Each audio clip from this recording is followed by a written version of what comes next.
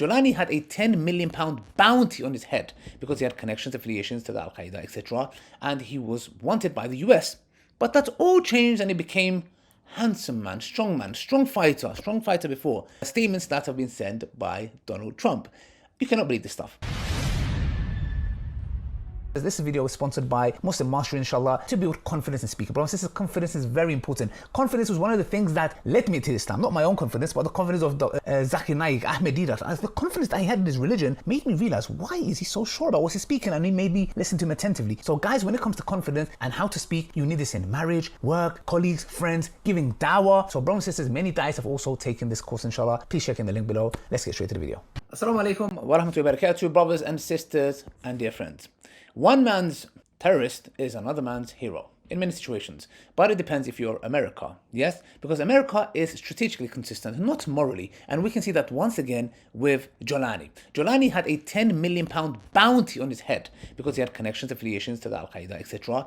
And he was wanted by the US. But that all changed and he became handsome man, strong fighter before. Statements that have been sent by Donald Trump. You cannot believe this stuff, brothers and sisters, subhanAllah.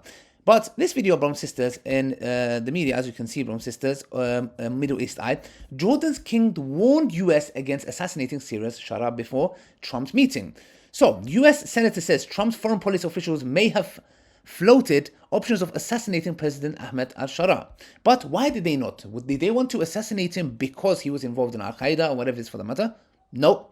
So Jordan's King Abdullah II warned the US against assassinating President Ahmed al-Shara before the new Syrian leader met with President Donald Trump, a US senator said on Thursday. The remarkable statements by US senator reveals by the deep hostility toward Shara in some circles of the Trump administration. So it's not even about Trump or the Trump's administration. It's Trump's administration. So there's, internal conflict. It reaffirms Trump's own statements that he has been lobbied directly by the foreign leaders to give Shara a chance while he was his own advisor are skeptical.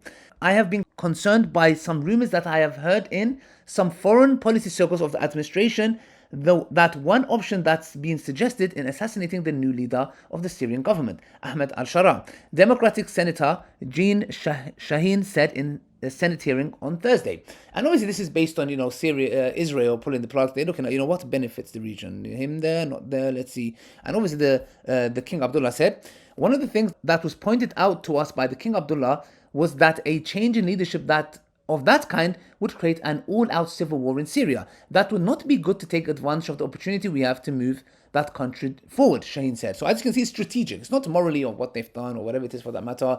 None of that. They go against even their own principles of people who they deem that had connections with Al-Qaeda that may have harmed them. In the US, they say, no, we don't care. Even if they harmed us, no, we look at the future, how it benefits us. Shaheen met with King Abdullah in Washington, D.C. in May, suggesting that those discussions may have taken place before Trump cancelled sanctions on Syria and met Shara. Shaheen made the remarks during her questioning of Joel Rayburn, Trump's nominee for Undersecretary of State for the Near East, the top Middle East position in the State Department. The administration by Shaheen is remarkable. Given the events of this week, Trump surprised his own senior officials and Israel by announcing he was lifting sanctions on Syria. Then again, as you can see, it's all about gains. And you know what's really interesting, guys? In Yawm al-Qiyamah, people making judgments and because of this and that, it's all about strategic affairs, how it benefits one. Even when it comes to us as individuals, we do things of favors. I'll do that for that person because he might do a favor back later on. And this is what Islam is so beautiful about, the sake of Allah. When you do something for the sake of Allah, it's nothing expected. I don't do A so A can give something back to me. It's purely for the sake of Allah, and we expect our reward from Allah subhanahu wa ta'ala. And on Yawm al-Qiyamah, when judgment is made, judgment is not going to be based on people's affairs or wants or desires. It's going to be made based on true justice, ultimate justice. It is not possible that Allah created all of us and that all this turmoil and injustice and oppression is going to happen, what the Palestinians are going through, and it's all going to be forgotten. A day will come when true justice will prevail. And if you guys want to see the article on BBC, US scraps 10 million bounty for arrest of Syria's new leader Shara. The BBC, yes? Okay, as you can see, the US has scrapped 10 million, £7.9 million reward for the arrest of Syrians de facto leader Ahmed al-Shara following meetings between senior diplomats and representatives. So as you can see, guys, when it benefits them on whatever way format, they turn a blind eye. And I'm just going to carry on reading on this other article on the Middle East Eye. Speaking to the reports on Air Force One after the meeting, Trump showered praise on Shara, saying he was a young, attractive guy, tough guy, strong past, very strong past, fighter. Yes, subhanAllah. And the same thing that happened with Bin Laden, the CIA. Yes, when they needed the Al-Qaeda, Bin Laden, to fight off the Russians. Yes, okay, Soviet Russia, they were the Mujahideen, they were the soldiers. But the moment they did something that the US did not like, they became terrorists, etc., whatever it's for that matter. And I'm not saying they were or they're not. I'm not trying to defend anyone. I'm just saying that hypocrisy and double standards. So Al-Jalani, that man who wanted a £10 million bounty on his head, who was known as a terrorist, is now today a handsome guy. He's a young, attractive guy, tough guy, strong past, very strong past, a fighter. He is. Let's see to when that will carry on, inshallah. And brothers and sisters, you can see the double standards and hypocrisy. And at this stage, we don't even know about Jolani, what he's about. Again, we assume the best. And again, you need to understand something, brothers and sisters. The Muslim rulers are under massive pressure. And I'm not here to defend the rulers at all.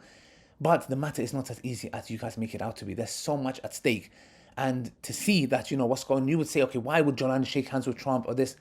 Guys, there's so much going on that one cannot even put their finger on it. We ask Allah subhanahu wa ta'ala, inshallah, that the day a true Khalifa, a real Muslim empire comes back and where billions of Christians and Jews lived on the peace under that empire and would defend it. Till next time, assalamu alaikum wa rahmatullahi wa barakatuh.